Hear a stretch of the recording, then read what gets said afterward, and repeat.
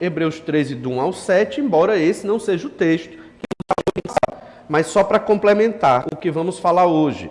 Hebreus 13, do verso 1, seja constante o amor fraternal. Não negligencieis a hospitalidade, pois alguns praticando sem o saber acolheram anjos.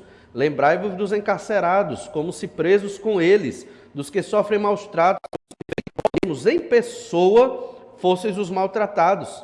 Digno de honra entre todos seja o matrimônio, bem como o leito sem mácula, porque Deus julgará os impuros e adúlteros. Seja a vossa vida sem avareza, contentai-vos com as coisas que tendes, porque ele tem dito, de maneira alguma te deixarei, assim confiantemente. O Senhor é o meu auxílio, não temerei. Quem me poderá fazer o homem? Lembrai-vos dos vossos guias, os quais vos pregaram a palavra de Deus, e considerando atentamente o fim da sua vida, imitai a fé que tiveram. Então nós temos que amar aqui aqueles que visitam, os nossos lares. Temos que amar os que estão presos, especificamente por causa do Evangelho do Senhor Jesus Cristo. Temos que amar, mesmo que apresente o pecado, que é o oposto da fidelidade aqui.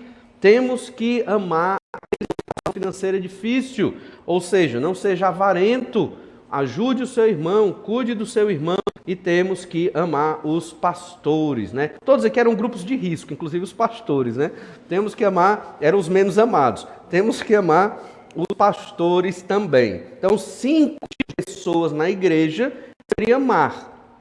Hoje mudou muito. Antigamente, essa questão de visita, de viagem, de pousar na casa de alguém era muito importante. Hoje, nem tanto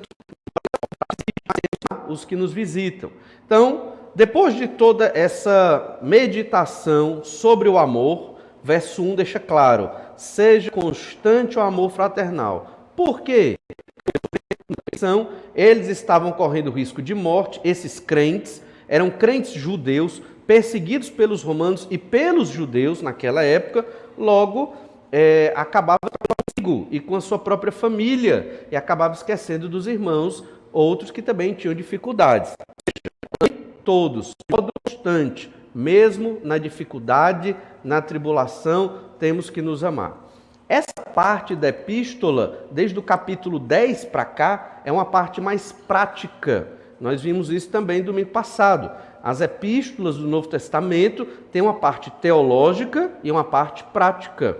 No futuro, vamos estudar a epístola de Romanos, a epístola do apóstolo Paulo aos Romanos. Do capítulo 1 ao 11, é muita teologia, estudo sobre Deus e como Deus cuida do povo. Do capítulo 2, como nós vamos viver as verdades que aprendemos na Escritura. A parte do ensino da teologia, imagino eu que é a mais fácil. A mais difícil é praticar,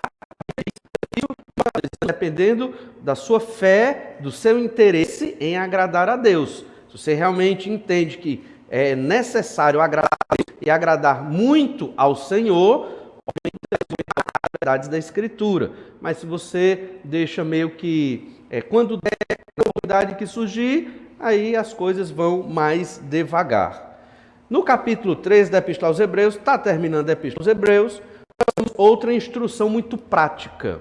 Naquela época de perseguição, época de sofrimento, eles estavam com medo da morte, esses cristãos.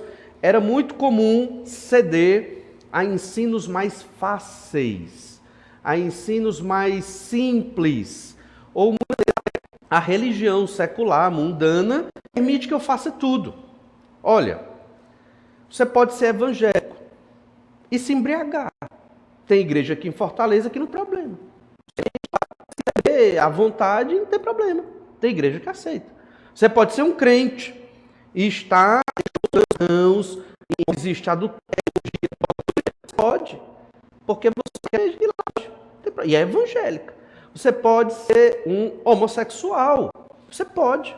E tem igreja aqui em Fortaleza para homossexual, igreja evangélica. Então você, se quiser, eu não estou dizendo que nada disso aqui é certo. Estou dizendo que se o ser humano quiser, ele vai ver que melhor conforta o seu coração. Eu não estou dizendo que é certo. Eu estou dizendo que essa é a prática da humanidade. Procura a religião que melhor se adequa ao meu ponto de vista. Isso é uma religião. Qual é a prática de Deus? A Bíblia é a revelação de Deus. É nisso que eu creio. Qual é a religião que se adequa à Bíblia? Hoje é até difícil. A igreja é longe da Bíblia. A igreja presbiteriana. Algumas sim, outras não. Tem igreja presbiteriana que está bem longe da Bíblia. Então como é que a gente descobre? Você tem que frequentar a igreja. Você tem que ir na igreja, conhecer da Escritura. Hoje está cada vez mais difícil conhecer a igreja que tem compromisso com a palavra de Deus. Com Deus. Porque a única forma de conhecer Deus é pela Bíblia. Fora da Bíblia é subjetividade. Subjetividade é o que eu acho. Eu acho que Deus é assim, certo?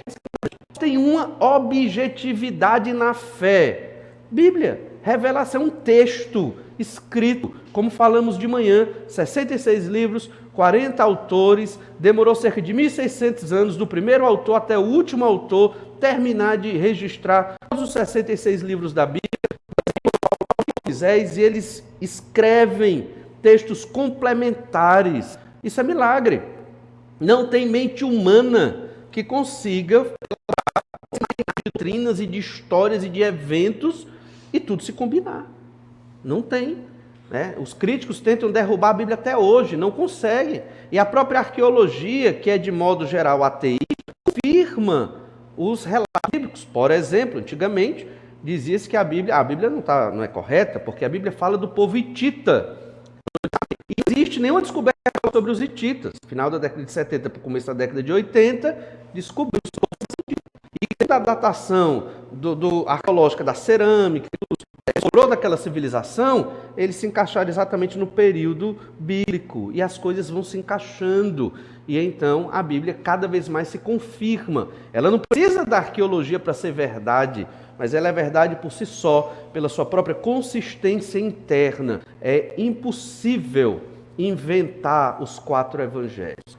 É impossível. Se tiver dúvida depois, a gente pode elucidar mais, porque não é o tema do assunto de hoje. Mas o fato é que, a partir do verso 8, nós escreveu a Epístola aos Hebreus sobre a doutrina verdadeira.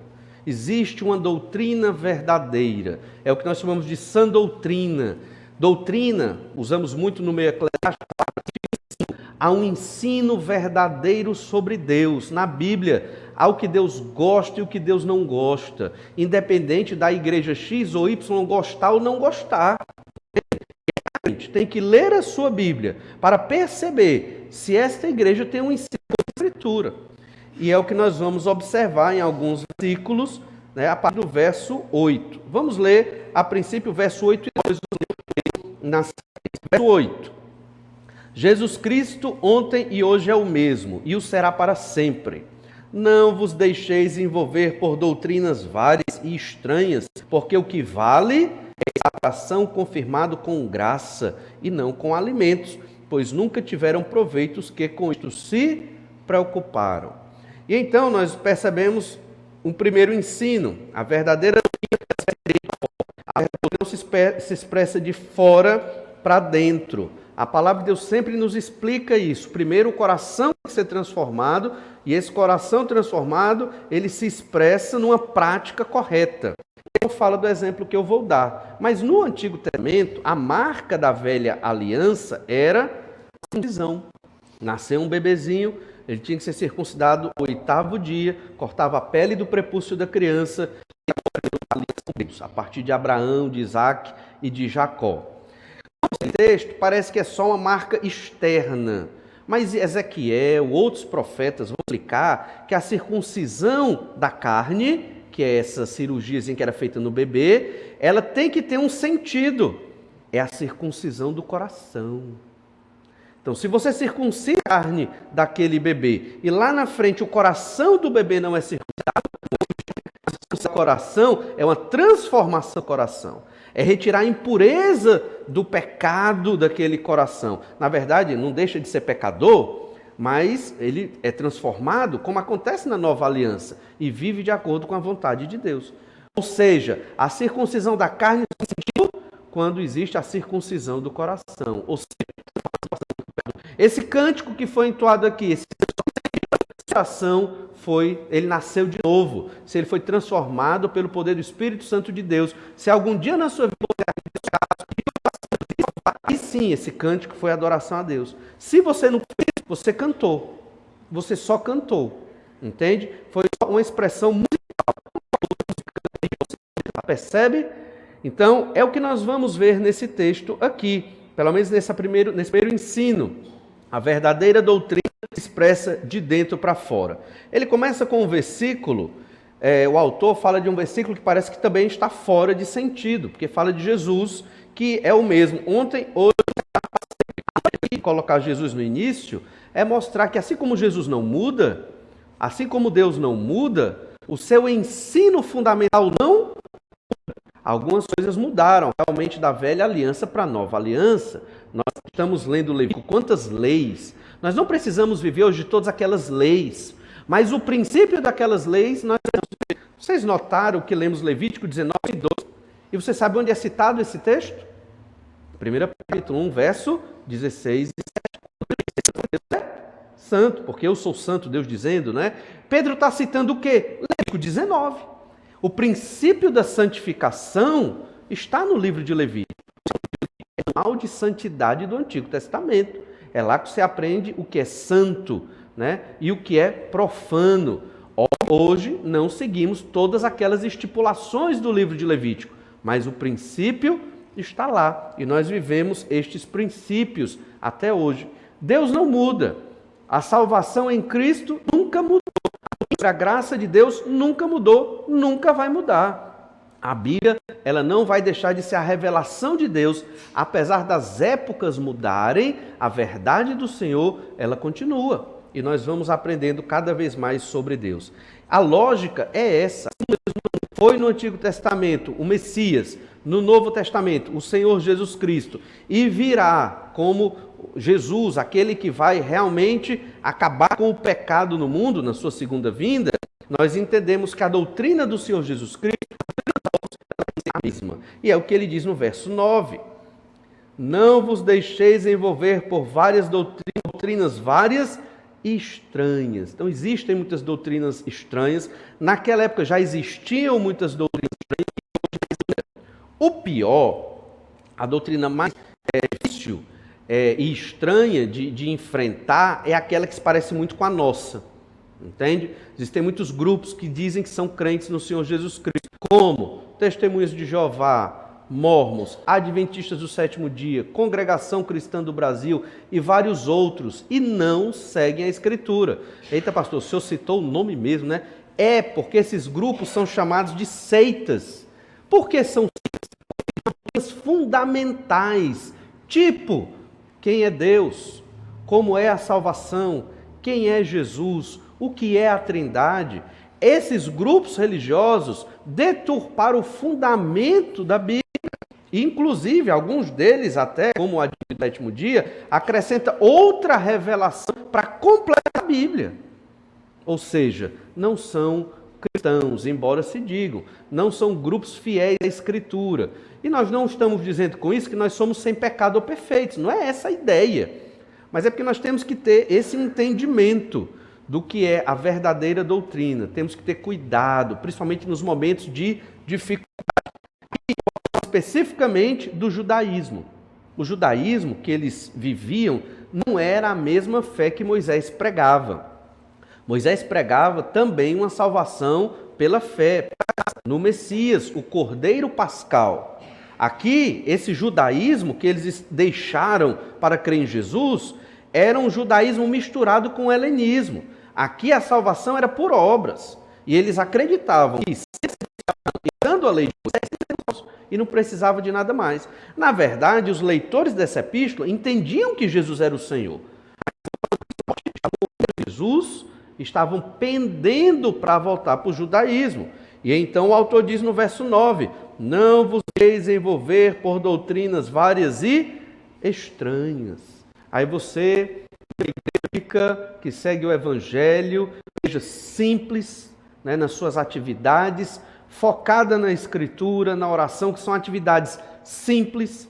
Aí você está sofrendo, dificuldades, enfermidades, problemas vários, e aí você vê a simplicidade da fé e diz, não, essa igreja não pode ser assim não, tem que ter uma igreja mais poderosa, né? Uma igreja que eu tenho os meus problemas resolvidos. Aí você vai para a igreja lá da teologia da prosperidade, do poder, que vai resolver as suas dificuldades. O problema é que não vai, entende? O problema é que não vai, porque essas verdades não são bíblicas, né? Não é, o evangelho não é assim, nós vamos resolver o seu problema e aí você, de forma nenhuma.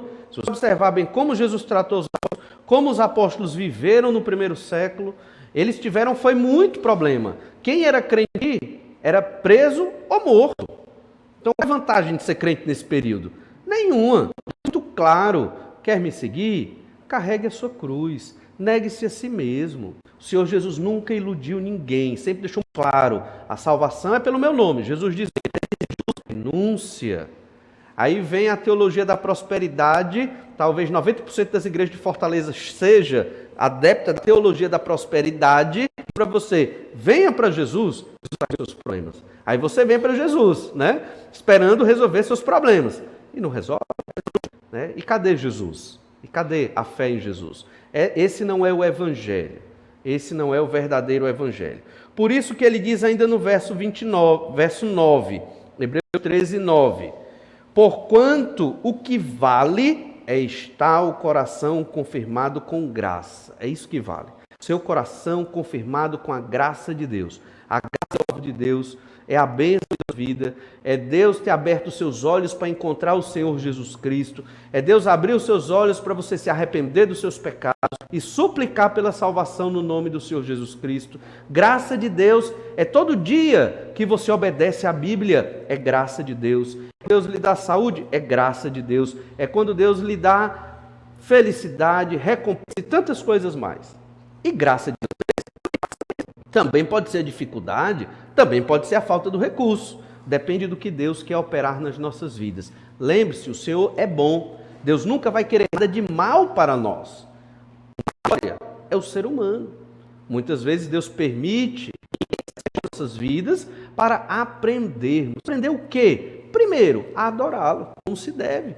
Aprender o quê? A glorificar a Deus. Eu tenho que aprender a glorificar a Deus no meu casamento, quer seja difícil ou fácil. Glorificar a Deus, obedecer a Deus, seja difícil ou fácil. Glorificar a Deus na escola, na universidade, no difícil, um ambiente fácil. Não importa, você é crente no Senhor Jesus Cristo, você é luz no meio das trevas, você tem uma missão, você tem uma peregrinação. Nós confundimos a nossa peregrinação com viver bem aqui na terra. Se Deus quiser, vamos viver bem. E acredito que todo crente que conhece o Senhor Jesus e a palavra, dificuldade, vive bem. Mas temos que começar a abrir a nossa mente. A peregrinação. Estamos peregrinando. E partiremos. Enquanto aqui, nós temos que glorificar o nome do Senhor. Penso eu, à luz da Bíblia, que é por isso que Deus permite que passemos por muitas coisas. Mas o nosso coração deve estar confirmado com graça. É Deus que confirma que nós temos no Senhor Jesus Cristo. É o Senhor que mostra para nós de uma íntima que nós somos crentes e salvos em Jesus. Não porque somos bons, não porque somos batistas, mas porque a palavra de Deus nos garante que o sacrifício de Jesus nos purifica de todo o pecado. Veja, tende cuidado, não se deixe envolver por doutrina. Está o coração confirmado com graça e não com alimentos. Aqui é a dica da falsa doutrina. E não com alimentos, pois nunca tiveram proveitos que com isto se preocuparam. Para nós, os alimentos não fazem diferença na nossa fé em Jesus. Mas para quem era um judeu, desde Moisés, da lei de Moisés, esses dias aqui, primeiro século depois de Cristo, fazia muita diferença. Lembra do profeta Daniel, capítulo 1, história muito conhecida? Como é que ele provou, não é nem provou, a sua fé num momento de extrema perseguição? Não comendo a comida do rei. O que isso tem a ver? Para nós é até uma vantagem, né? Vou comer uma comida boa, oferecida aos ídolos, ao idólatra e pagão. Se Daniel comesse aquilo, ele estava quebrando de Moisés, ele via na velha aliança, tinha que guardar a lei de Moisés, não para ser salvo, mas por obediência a Deus.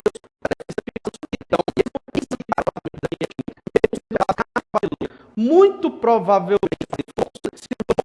tirado da família para um ambiente estranho, sendo preparado para servir o rei Nabucodonosor.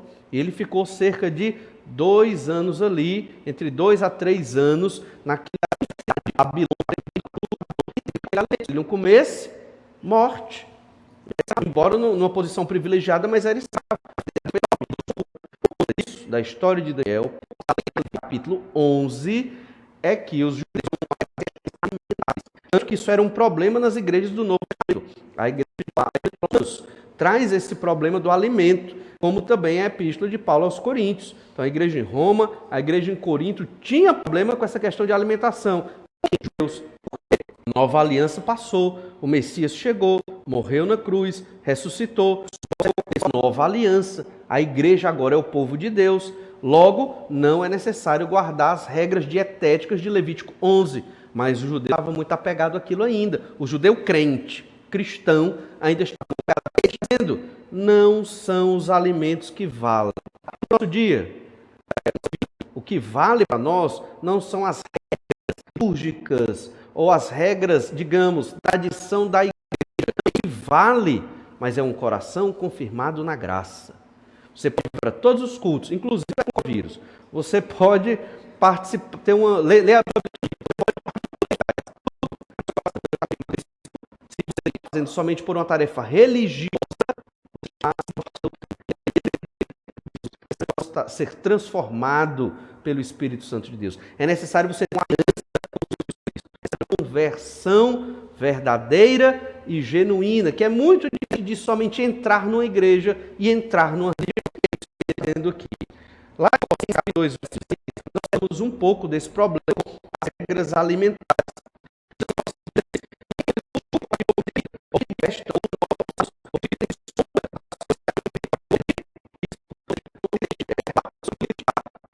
Deixou de seguir as regras dietéticas, as regras alimentares, né? Não tem problema mais, essas regras funcionam mais.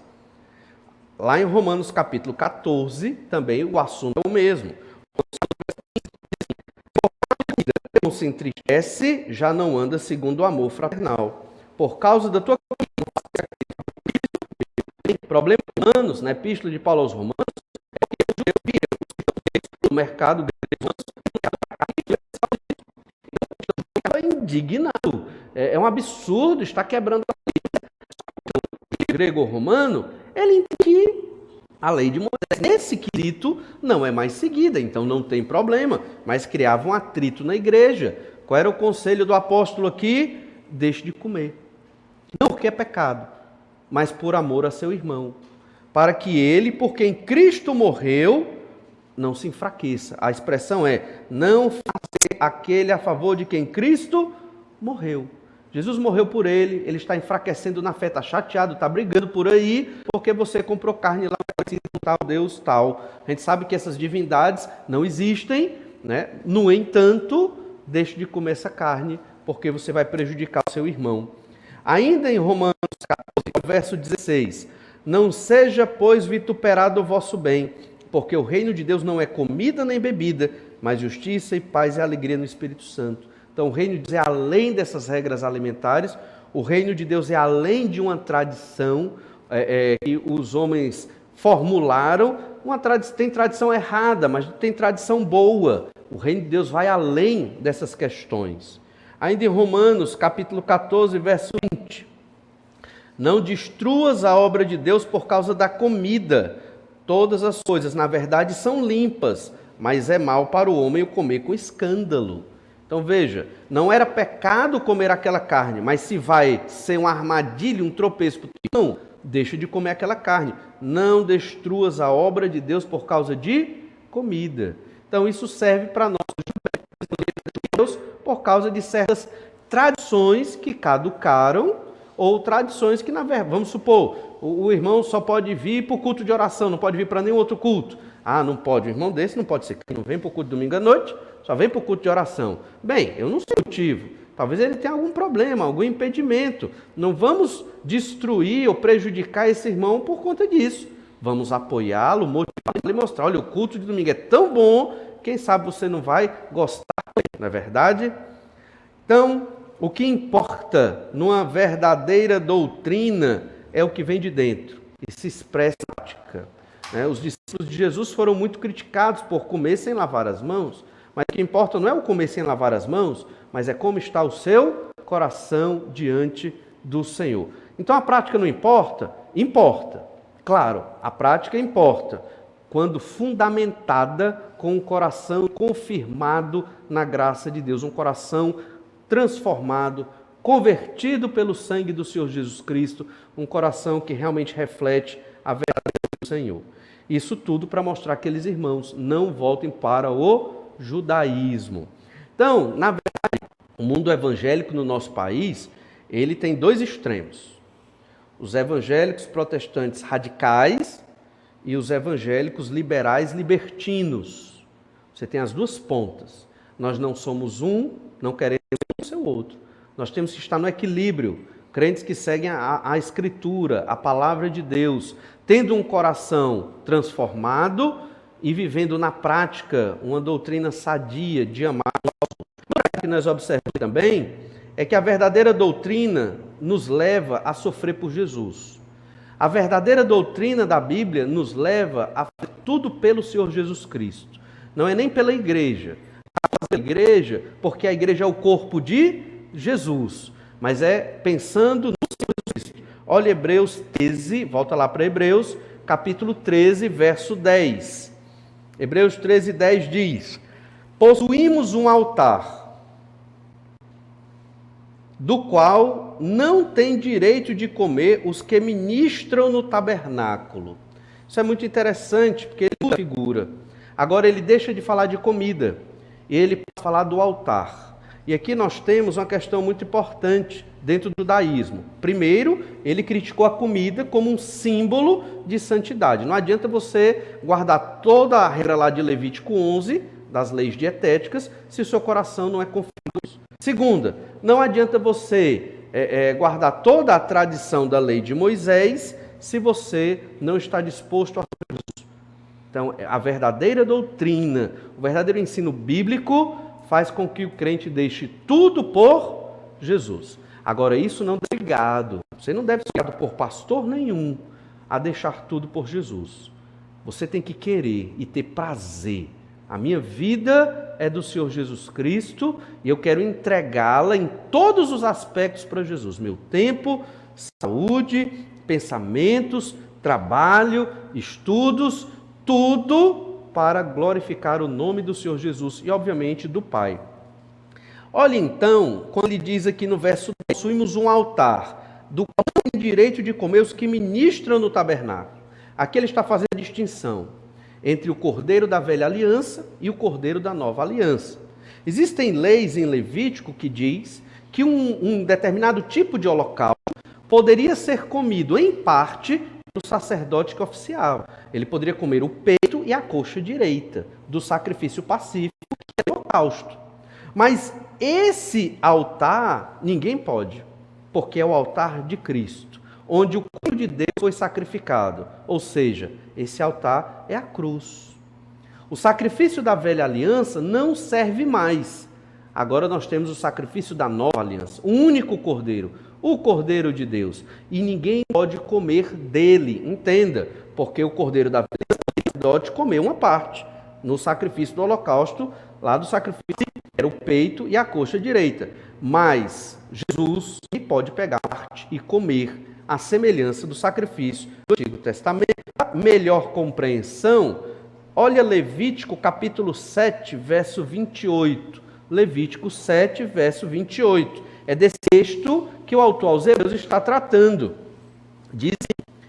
Disse mais o Senhor a Moisés: fala aos filhos de Israel dizendo: quem oferecer ao Senhor o seu sacrifício pacífico, trará a sua oferta ao Senhor. Do sacrifício pacífico, trará com suas próprias mãos as ofertas, a gordura do peito, com o peito trará para movê-lo por oferta movida perante o Senhor. O sacerdote queimará a gordura sobre o altar, porém o peito será de Arão e de seus filhos. Também a coxa direita dareis ao sacerdote por oferta dos vossos sacrifícios pacíficos. O sangue do sacrifício pacífico e a gordura, esse será a coxa direita por sua causa, porque o peito movido e a coxa ao meio dos filhos de Israel são de seus filhos. Da aliança, o sacerdote por parte da nova aliança. Nossos pecados. Qual é a mensagem disso para o leitor dessa epístola? O inferior, o da nova aliança é superior. Hebreus 3:11. Pois aqueles animais cujo sangue é trazido para dentro do Santo dos Santos, o sumo sacerdote tem o corpo queimado fora do acampamento.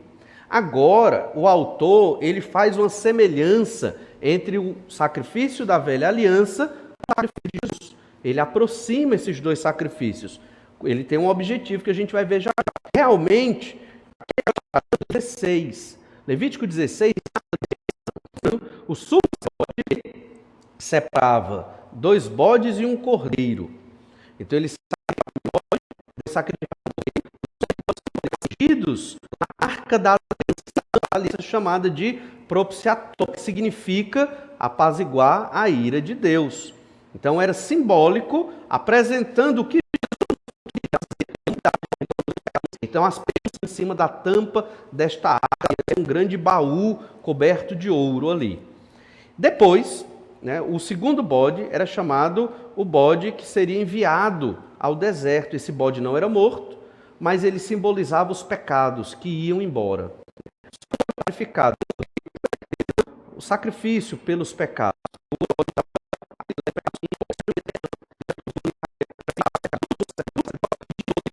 Vamos isso lá em Levítico 14. Parado o sangue do novilho e com o dedo aspergirá sobre a frente do protetor e diante do com ele para o povo. Como fez com o sangue do novilho, aspergi-lo-á. O propiciatório é a tampa da arca, né? O verso 16. Assim, por causa das impurezas dos filhos de Israel e das suas transgressões, uma sorte fará no meio das suas impurezas. Só que no versículo de Hebreus, a semelhança está desse sacrifício, ele é queimado fora da cidade. Por quê? É imundo. E é o que nós lemos em Levítico 17. Mas o novilho e o bode da oferta pelo pecado, trazido para fazer expiação no santuário, fora de Levítico no culto, né? Eu queria uma coisa mais dinâmica. Tem que ler ela toda. Para você entender um texto da Epístola aos Hebreus, você tem que ler o livro de Levítico. Levítico e Hebreus estão muito ligados. Você deixa de receber bênçãos do Senhor. Você deixa de comunidade, como ficar sempre crente na margem. Por quê? Porque você escolheu ter preguiça e não ler os textos do Antigo. É cansativo, mas é para o Senhor. Então você lê. Eu não entendo tudo. É Deus e a ações do Novo Antigo percepção da palavra de Deus. Então, por isso quer dizer que o sacrifício do Antigo Testamento, ele depois de ser ofertado, ele é da cidade Jesus, o imundo. Olha, ser imundo é ainda discriminação. Entende? Você era rejeitado socialmente. Você já foi rejeitado socialmente? Algum grupo chegou e disse, não, você Y, você não pode entrar aqui no... Você já foi rejeitado assim? Se você fez o que é, ele foi considerado.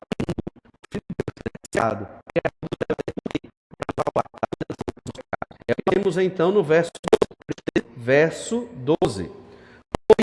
Jesus, para santificar o povo pelo seu próprio sangue, ele é o sacrifício perfeito. de modo horrível, todo aquele para purificar e salvar aquele que se arrepende dos seus pecados e confessa Jesus como Salvador. Verso 13. Levando o vitupério. Vitupério aqui é a sua vergonha, os insultos que ele sofreu. Com Jesus. Jesus sofreu por você. Isso não quer dizer que você vai se matar por Jesus, não é isso? Mas esteja pronto para sofrer por Jesus também. Seja envergonhado também, como Jesus foi na cruz do Calvário. Somos cristãos. Por isso devemos seguir o nosso Mestre e Senhor, que é Deus também, o Senhor Jesus Cristo. Um crente que não sofre Jesus, tem que refletir sobre a sua vida. Para sofrer pelo Senhor Jesus Cristo, aquilo que for necessário. Nas mínimas coisas, às vezes nós achamos que esse sofrimento são em coisas enormes. É nas mínimas coisas, às vezes nas coisas do dia a dia. Às vezes saber do Evangelho e que vivem um estilo de vida horrível. Jesus, seja luz no meio deles, sem reclamar, feito e quando houver oportunidade, e aquele povo vai ver e vão querer conhecer o seu Deus. Irmãos, envergonhado, e você está querendo voltar para a piada do judaísmo? Não faça isso. Muitos crentes também são tentados. Às vezes você pensa, cadê o meu Deus? Cadê Jesus? Tantos anos na igreja para sofrer. Glorifique ao Senhor, continue firme no Senhor Jesus Cristo e fiel. E uma última verdade é que entender que nós devemos usando a devida medida e sofrer pelo Jesus, nós vamos o verdadeiro nova aliança, não temos oferta de animais, não tem uma animal. Então o que é que nós ofertamos a Deus? Hebreus 13, 14. Na verdade, não temos aqui cidade permanente, mas buscamos Jesus, pois ofereçamos a Deus sacrifício de louvor, que é o fruto de lábios que confessam o seu nome. Que nós aguardamos, não esqueça disso. Você está peregrinando, você está esperando, aguardando a redenção do seu corpo, da sua vida, de modo completo. Lembre-se disso. Vai oferecer a Deus. Muitas vezes nós atrelamos louvor somente à música. O louvor se refere a falar de Deus. Isso é louvor. Oração a Deus. Mas fazemos isso com a nossa vida. Com palavras no meio das trevas. Isso deve ser também verso 16, não negueis igualmente a prática do bem, sacrifício de louvor e sacrifício de boas obras com isso. Viver uma verdadeira, a verdadeira doutrina jamais muda, essa é a ideia de todo esse texto. Vimos que a verdadeira doutrina fora, não é só questão do alimento, não são só tradições, a verdadeira doutrina nos leva a sofrer com Jesus, sofrer a vergonha fora dos muros, como imundo. E o verdadeiro sacrifício do adorador é de louvor e de boas obras. Tudo isso esses irmãos receberam no meio do sofrimento. Todos nós temos o nosso e devemos viver dessa forma para a glória de Deus também, apesar das dificuldades. Que o Senhor seja louvado. E a Pai amado, te louvamos. Obrigado, Senhor, pela tua palavra que nos instrui. Obrigado, Senhor Deus, porque de modo tão claro percebemos o que é a obediência ao Senhor, a tua revelação. Abre os nossos olhos, ó Pai, nossa mente, coração, tudo, para vivermos sempre guiados pelo teu Espírito e pela tua verdade. nos ajuda a fugir dos falsos ensinos, mas a estar prontos para sofrer com o Senhor. E tudo isso nós suplicamos a Ti, no nome do Senhor Jesus.